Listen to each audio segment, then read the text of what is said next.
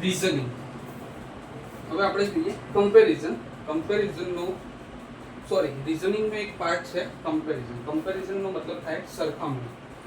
હવે કમ્પેરિઝન સમજીએ એ પહેલા બે નિશાનીઓ આપણે સમજી લઈએ. એક તો ગ્રેટર ધેન અને બીજી છે લેસ ધેન. આનો મતલબ શું?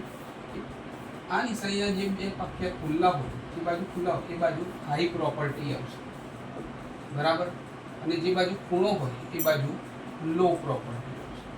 સપોઝ કે એ બી કરતા મોટો છે. હવે હાઈ પ્રોપર્ટી એટલે શું? મોટો, વજનદાર, વધારે ઊંચો, બરાબર, તો એ હાઈ પ્રોપર્ટીમાં આવશે. જ્યારે લો પ્રોપર્ટીમાં નીચો, ઓછો વજનદાર, નાનો, એ લો પ્રોપર્ટીની અંદર આવશે. હવે આપણે એક એક્ઝામ્પલ સમજીએ. એ બી કરતા મોટો છે. એ મોટો છે કોના કરતા? બી કરતા. એટલે બી ઓછો નાનો છે કોના કરતા? એ કરતા. એટલે મોટો એટલે હાઈ પ્રોપર્ટી, નાનો એટલે લો પ્રોપર્ટી. આ રીતે એ તમે અહીંયા પણ મૂકી શકો, લેસ ધેન ની અંદર પણ મૂકીને દાખલા ગણી શકો છો. આ ખૂણો છે એ બાજુ બી આવશે, આની બાજુ એ આવશે, બરાબર. તો હવે આનો ઉપયોગ કરી આપણે આ દાખલા ગણીએ. એ બી સી ડી અને ઈ દરેકનું વજન અલગ અલગ છે. બી માત્ર ઈ કરતા ઓછા વજનવાળો છે. બી છે એ માત્ર ઈ કરતા ઓછા વજનવાળો છે, બરાબર. અહીંયા માત્ર શબ્દ વાપર્યો છે એનો મતલબ એમ કે બી ની આગળ ફક્ત એકલો ઈ જ હશે, બીજું કોઈ હશે નહીં. એટલે આપણે પહેલા નંબરનો ઈ ફિક્સ થઈ ગયો, બીજા નંબરનો બી ફિક્સ થઈ ગયો. હવે ત્રીજું વાક્ય, એ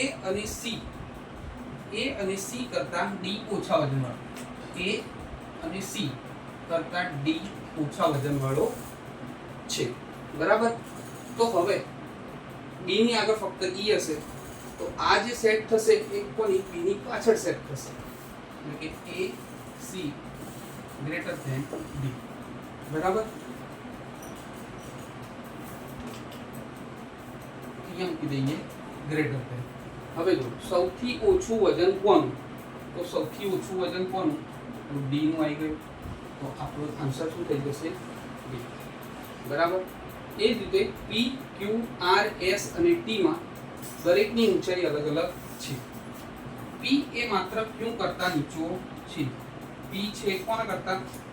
ક્યુ કરતા નીચો. અહીંયા માત્ર શબ્દ વાપર્યો છે એનો મતલબ એમ કે ક્યુ પહેલા નંબરે ફિક્સ થઈ જશે, પી એના પછીના નંબરે ફિક્સ થઈ જશે. હવે જોઈએ બીજું વાક્ય, એટલે બીજું પેટર્ન. પી આર એ એસ કરતા ઊંચો છે. આર એ કોના કરતા ઊંચો છે? એસ કરતા, બરાબર. એસ એ સૌથી નીચો નથી, એટલે એસ પછી પણ કોક નીચું છે. તો અહીંયા આપણે પી આવી ગયો, ક્યુ આવી ગયો, આર આવી ગયો, એસ આવી ગયો, ટી બાકી રહ્યું. તો ટી અહીંયા મૂકી દઈએ. પહેલા બે આ ફિક્સ હતા, આ પેટર્ન અહીંયા એડ કરી દઈએ. R greater than S greater than T. હવે પ્રશ્ન શું પૂછ્યો છે? આર કરતા ઊંચું કોણ? તો આર છે એના કરતા ઊંચું કોણ હશે? તો પી અને ક્યુ. તો આપણા ઓપ્શનમાં છે એ P T R Q, Q S અને ક્યુ પી. તો આ આપણો આન્સર થઈ જશે. પી અને ક્યુ આર કરતા ઊંચા છે, બરાબર. ત્રીજો દાખલો જોઈએ. સેજલ એક કોમલ કરતા ભારે છે. સેજલ એસ ઈ લખી દઈએ. કોના કરતા ભારે છે? કોમલ કરતા, બરાબર, કોમલ કરતા. અજય કરતા કરણ ભારે છે. કરણનો કે એ લખી દઈએ. કોના કરતા ભારે છે? અજય કરતા, બરાબર. અજય કરતા કરણ ભારે છે. અજય કરતા કરણ ભારે છે. કોમલ કરતા અજય ભારે છે. કોમલથી ભારે કોણ છે? અજય છે. એટલે આ અજય છે એ કોમલથી ભારે, બરાબર. અને અજયથી ભારે કોણ છે? કરણ છે, બરાબર. હવે જો અહીંયા કોમલ ઓછી વજનમાં છે અને સેજલ વધારે વજનમાં. અહીંયા એક વાક્ય છે, સેજલ સૌથી ભારે છે. તો સેજલ આગળ આવી જશે, સૌથી ભારે. તો આ રીતની પેટર્ન આપણી બનશે. તો સૌથી ઓછું વજન કોણ? તો સૌથી ઓછું વજન કોનું છે? કોમલનું. તો આપણો આન્સર આવી જશે બી, કોમલ, બરાબર.